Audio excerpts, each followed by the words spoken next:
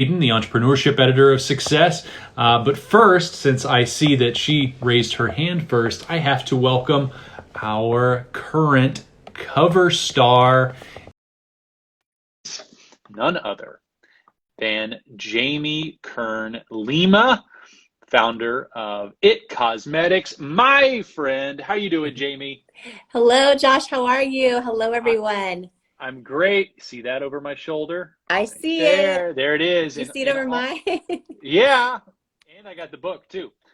She's the author of the New York Times bestseller, Believe It. Jamie, thanks so much for being a part of the Success Room today. Oh, congratulations on the new launch of it too. I'm excited and honored and love you and love Rory. So super grateful to be here. It's going to be fun. Fun conversation.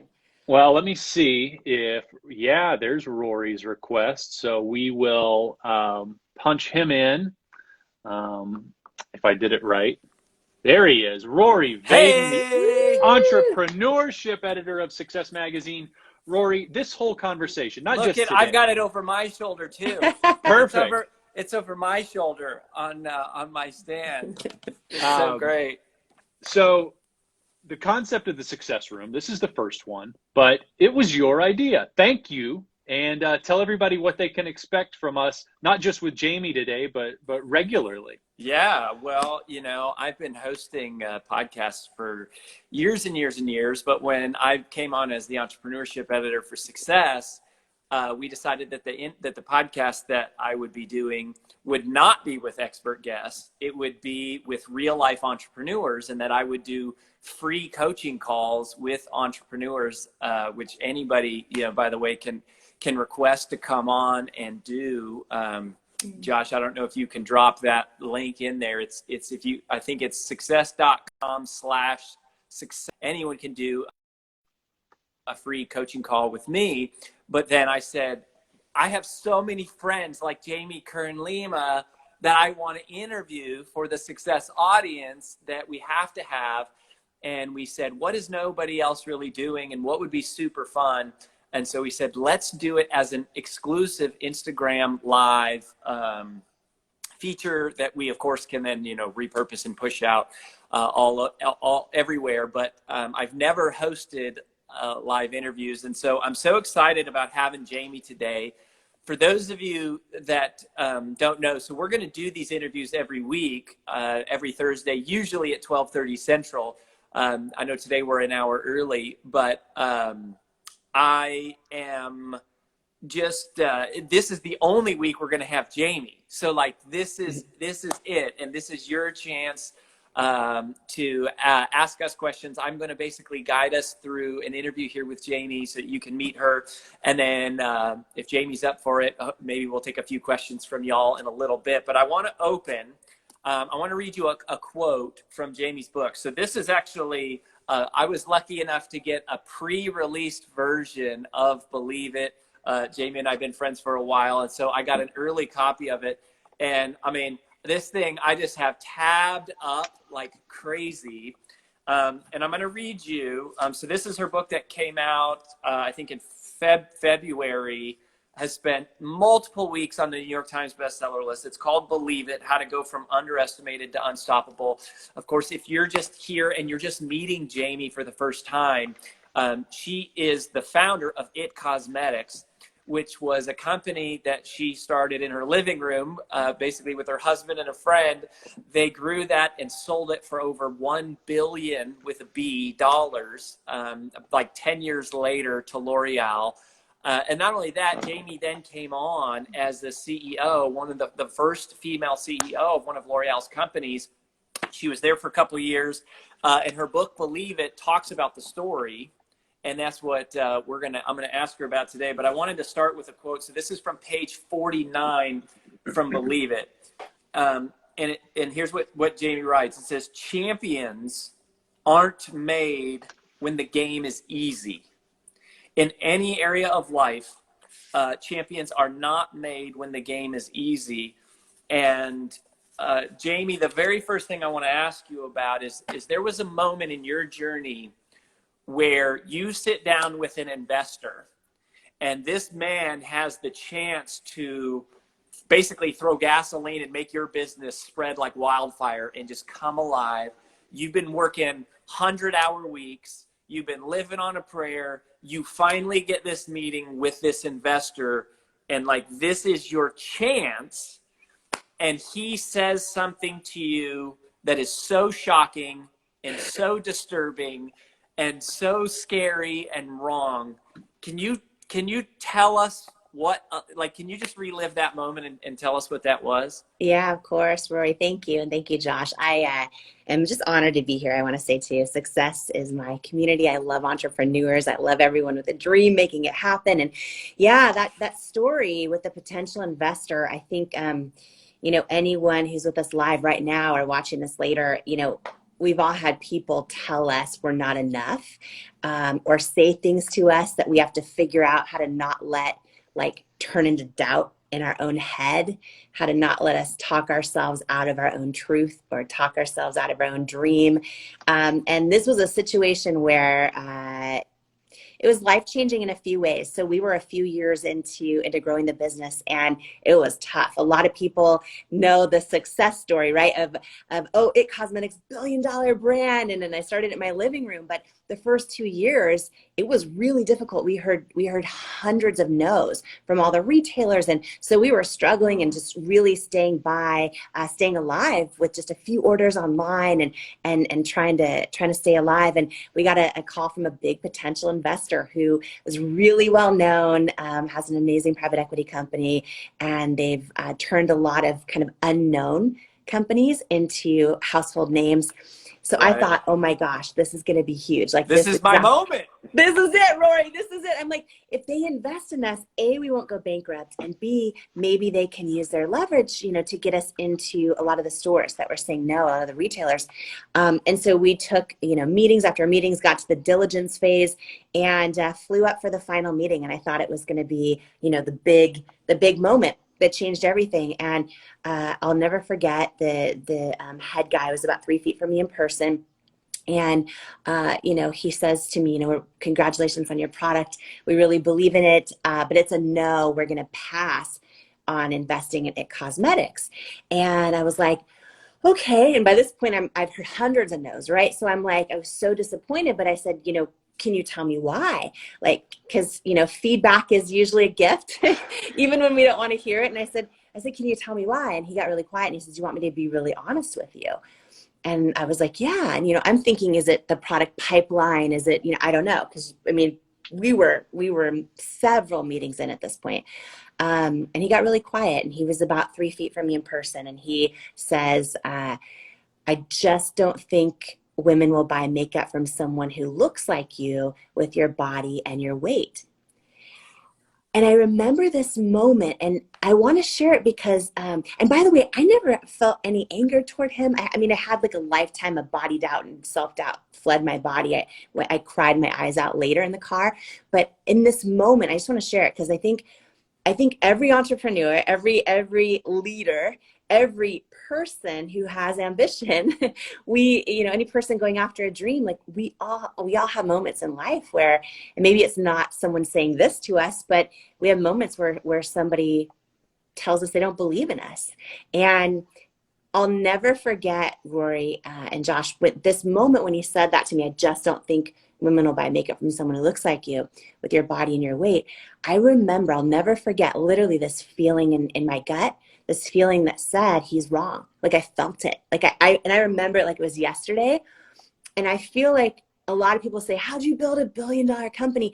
Like, I feel like one of the biggest tips isn't a business tip. I feel like one of the biggest keys was learning, instead of how to replay his words or self-doubt or over and over, it was learning to over the next several years, by the way, when his words would enter my head, I would imagine turning down the volume on them. And I would remember that feeling in my gut that said he's wrong. Because to me, I think every one of us, if we really get still, we have a knowing. We know, our gut will tell us, you know, if we're in the right job right now, if we're supposed to keep going, what the right vision is for our company. And I would literally trapped it in my head, turn down the volume on those words and turn up the volume on that feeling, that knowing that he was wrong. And And I also made the decision not to change who I was because of his words, and not to change course, and to try and stay aligned with the authentic vision. And, I was creating a brand for every person. I was trying to shift the definition of beauty. And when you think about it, him passing on investing in my company, he's basically saying, I don't think I can make money off of you because of how you look. He's actually just as much impacted from the way the beauty industry used to be as everyone else. And so 6 years later, when L'Oreal acquired the company, I started in my living room with no money when they acquired it for $1.2 billion, all cash. No earnout. It was amazing. But when that happened, it made the homepage of the Wall Street Journal. It was everywhere. And that was the first time I heard from him in 6 years. And he said, congratulations, I was wrong.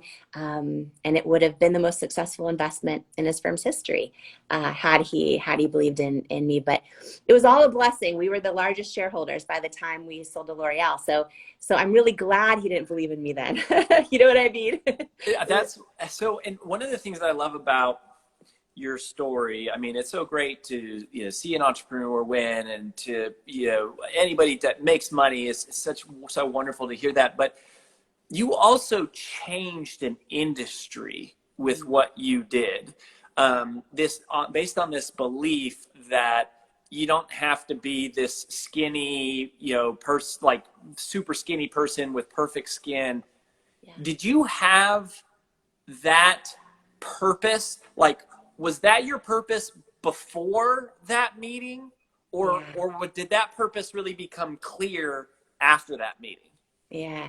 And let me ask you this too. Sure. And how do you think, as entrepreneurs, like, I see a lot of people saying, my dad said this about me, and my teacher, and how do we find our purpose? And did you have it before that meeting, or did it kind of like really come out of that? Yeah, and I love people commenting like this, right? Like, my dad said this, my teacher said this. The fact that you still remember, right? That means that sometimes we let those things take root, and learning how to know they're not true for us, right? Or how to turn that kind of thing that doesn't feel wrong, doesn't feel right to us, into a purpose, into part of our purpose, is huge. Just for everyone because a lot of entrepreneurs, when they're looking for stronger through lines of authenticity in their businesses, a big way that comes, I think a big key to success is really understanding what you've gone through also, or what doesn't feel right to you, and how you can actually transform that for other people. Because usually when you're feeling it, so are other people. So to answer your question, Rory, yes. So long before, long before that investor said those words to me, I thought I was going to be a talk show host. I was working in my dream job, anchoring news, and I got rosacea, which is a skin condition there's no cure for. And for me, it gets really red and bumpy, and I'd be anchoring the news, and I'd hear in my earpiece live on television, like, there's something on your face, you need to wipe it off. And my producers were awesome. They were just trying to have my back, but I was like, I can't, there's nothing I could wipe off. And so this was what I thought was a setback in my life, in my career. I would wonder, Right. am I going to get fired? But really, I think Joel Osteen coined this phrase, our setbacks are so often our setups, right? For what we're actually part of our calling. And so in this journey of trying to find makeup that would work, nothing would work. And I had that idea a lot of entrepreneurs have, or a lot of people maybe watching us live right now that are in a different job, but they know they have this idea or this company they're going to launch. Well, I had that moment where I was like, well, what if I create a product that works for me, but works for, because if I can't find anything that works, there's probably so many other people that have the same frustration I have. And in that journey, though, Rory, because we hear so many thought leaders talking about finding your why, and identifying your mission and your why for your business. And, when you have a strong why, as we all know, when you have hard times, you can lean back on that why to keep you going. You can, help it direct your teams. And as a leader, you can really drive home your why and make sure it's amazing, by the way, how many companies, their teams don't even really understand their why clearly. And I think it's a big thing as a leader to make sure that's crystal clear, because people always have to have a reason bigger than themselves to go all in with things. But early on in that journey, to answer your question of trying to find something that worked, I was like, why can't I find anything that works for me? Then I realized, wait a minute, my whole life, I've never seen any models with rosacea selling makeup. I've only seen the photoshopped airbrushed skin. And then I realized, that as a little girl growing up, I always loved beauty ads. I always aspired to look that way. But yet deep down inside, they always made me feel like I wasn't enough.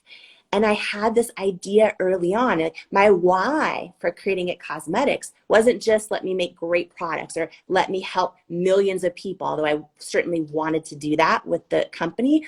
But the real why came from a deep pain point, because I had this vision, well, wait a minute, if I create the company and use real people as models, and people like me with skin challenges are all ages and shapes and sizes, what if it's not even about makeup? What if it's not about my company? What if it's about something deeper and shifting that whole definition of beauty in the industry, right? What if it's about calling every person beautiful and actually authentically meaning it and putting them as models and ads for every little kid out there who's about to start doubting themselves when they see these ads, and every adult who still does. So that why was deep early on. And, then I went through years of no one believing it would work, and years of all the retailers saying no one will buy makeup, unless you use these photoshopped images. And, it was really a hard journey. But again, for every entrepreneur, sometimes we know we have that feeling. And when we go back to it and it still feels right, that's when we know we have to stick to it and not give up, despite what sometimes some of the experts are telling us even. Yeah. Well, and Josh, I want to ask you a question real quick.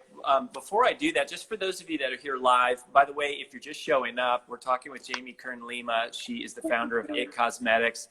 She's the author of this book, Believe It. She is our cover story this month's edition of Success Magazine.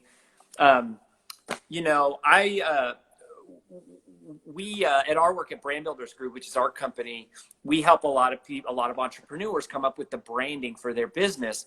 And people struggle with this all the time about, how do I find my why? And I just want to share a little tip here, which I think Jamie's story is a great evidence of. And here's what it is. What we have started to see consistently is that all of us are most powerfully positioned to serve the person we once were.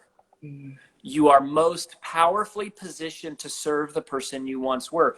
That's why we started Brand Builders Group, because my dream was to be a speaker and an author and a teacher. And I had, I grew up in a trailer park. I didn't go to an Ivy League school. I didn't have any money or connections, and I had this dream. And so we realized, after 20 years of figuring that out, that's who AJ, my wife, and I, my business partner, were powerfully positioned to serve. Jamie was struggling with rosacea and this, insecurity of being on camera and not having the perfect skin and going, I want to solve this. And so if you're here with us live and you're going, gosh, what is my business idea? Where does that passion come from? I would encourage you to just look and ask yourself, what problem have I overcome? What challenge have I defeated? What obstacle have I beaten? Because there's a very good chance that whatever pain you experienced in your life, like Jamie with this self-doubt and things that she was experiencing, is meant to be used by God, the universe, whatever you want to call it, to help other people.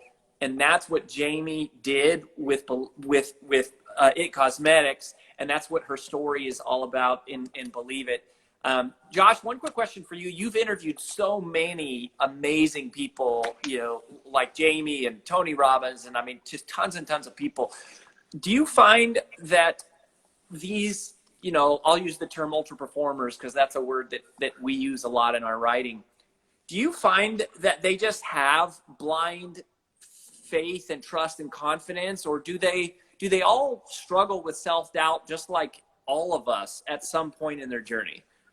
I think they definitely all struggle with self-doubt at some point, because they, believe it or not, for all the things that they've achieved, they are human just like us, which should give us all hope, right?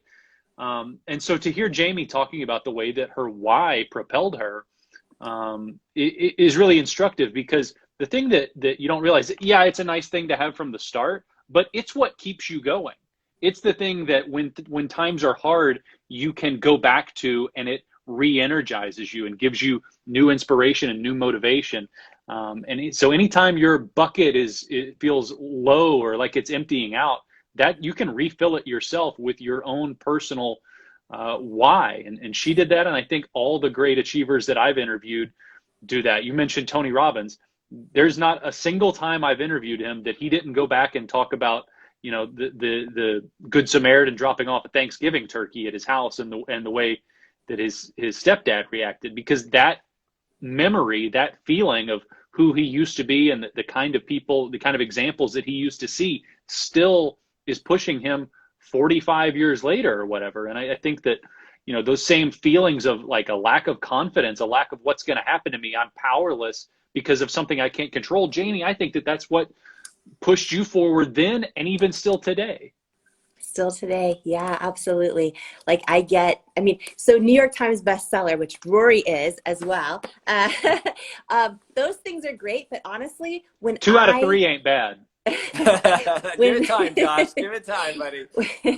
When I hear from another entrepreneur and he says or she says, like, I, started reading your book and I was rooting for myself, but by the end of it, or he said, when I started reading your book, I was rooting for you through all these stories. By the end of it, I was rooting for myself again. Or like, those are the things, that deep why of helping, exactly what Rory said, people break through the things that we've already broken through.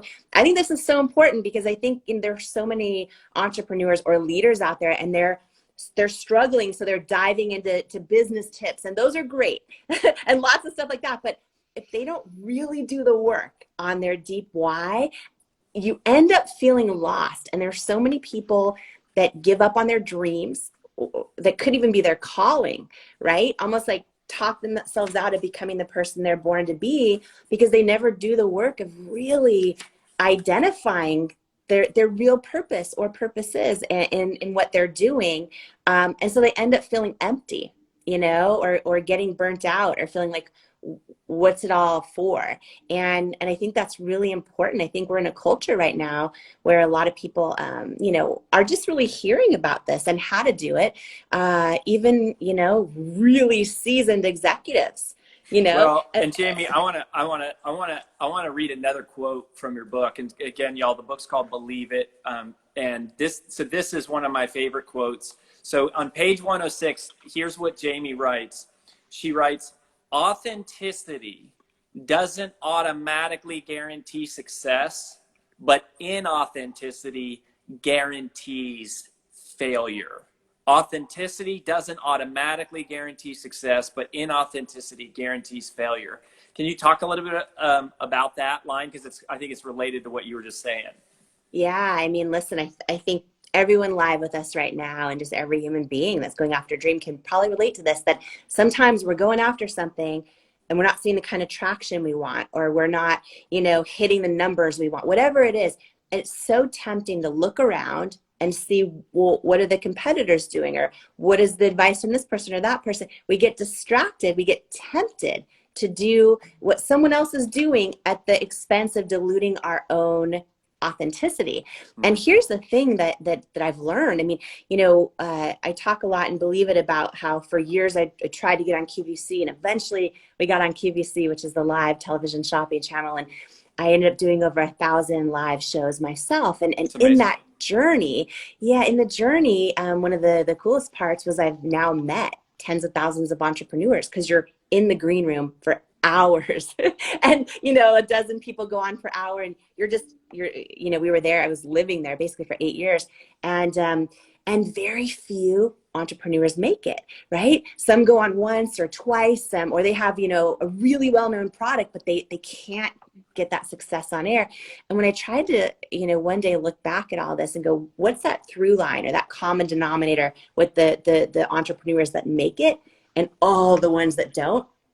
And it wasn't who's the most well-funded, or who is the most well-known product, or who has the biggest marketing budget. It wasn't any of those things. It literally, the only commonality that I could see was that the people that when they went on air right? Because QVC is live to 100 million homes. So you're essentially selling live to 100 million homes all at once. And you know in real time if you're going to succeed or fail. And by the second, you know the sales, So scary. the sales per That's second. got to be so scary. Oh yeah. And if you're not doing well, your time gets cut live, right? So it's you don't even, like in store shelves, you get like a few weeks or a month.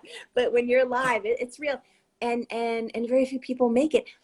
Literally the ones that build businesses that last are the only commonality was that founder or the person that went on air was the same on television when they're talking to customers as they were in the green room when no one's watching and we're all hanging out and eating cookies. Like that person, the person, for better or worse, right? And what I learned over time is, first of all, as we know from all the research, it's impossible to have an authentic human connection, whether it's with a person or your customers. It's impossible to have a true connection unless you're fully authentic, right? And you can't fake authenticity. So all these people showing up, and this is tempting for everyone to do because we all have thoughts like, I'm not smart enough, I need to have a better business suit, I need whatever those thoughts we have. We're also tempted to show up as our representative, as who we think people want us to be, or who we need to be to get a yes from the investor or to sell our product. But the second we do that, we create a barrier of disconnection, right? And so I watched this happen thousands of times live before my eyes. The founders, the entrepreneurs that were one way in the green room, right? And then kind or really mean, however they were. But then they get on air and they are it never works. Like totally pretending, yeah. Yeah, it never works. But there's some that were just like quirky and crazy, and you're like, okay,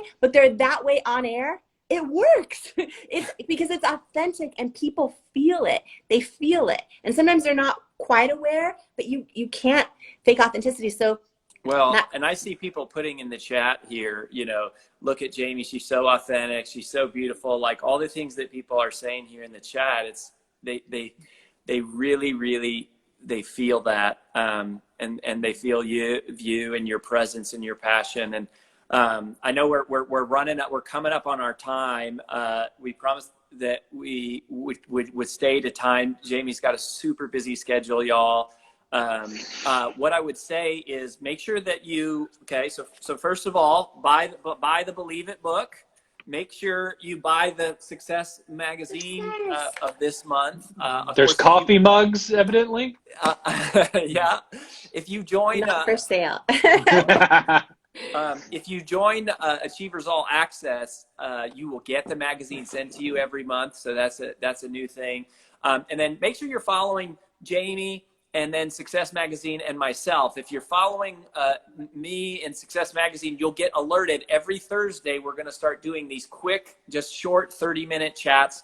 We're calling this the Success Room. We'd love to hear your comments in the feed about what you thought about this and what you thought about Jamie. If you have questions for Jamie, you can drop those in the comments or myself or Josh, and we'll pick them up. But Jamie, you are so authentic.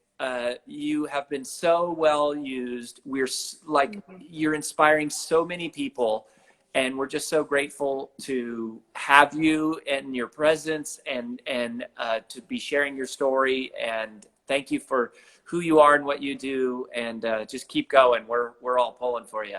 Oh, thank you. Well, I am grateful to be here. I love the Success community. It's an honor. I didn't share this, but really fast, you guys, for years, and Josh knows the story, I would tag Success in my social posts, hoping they would notice me when we were a tiny company. So it's really fun to have these full circle moments, and any entrepreneur out there tagging Success in their post, I hope that then this full circle moment happens and you have $1 billion company. That's it's possible. All things are possible when you believe it. So, and thank you both for your friendship also, and just your championship and your leadership. And it's an honor to be here. So thank you. Thank you, Jamie. All right, everyone. We'll catch you next week. Stay tuned. Every Thursday, we'll be bringing the Success Room. Jamie won't be here next Thursday, but our guest is Lovey Ajayi Jones. She is a rock star and a powerhouse, so we'll be talking to her. Jamie, we wish you the best. Josh, thank you for hosting us, my friend, and we'll catch y'all next week. Thanks, everybody, for joining us. So long. Thank you. Bye.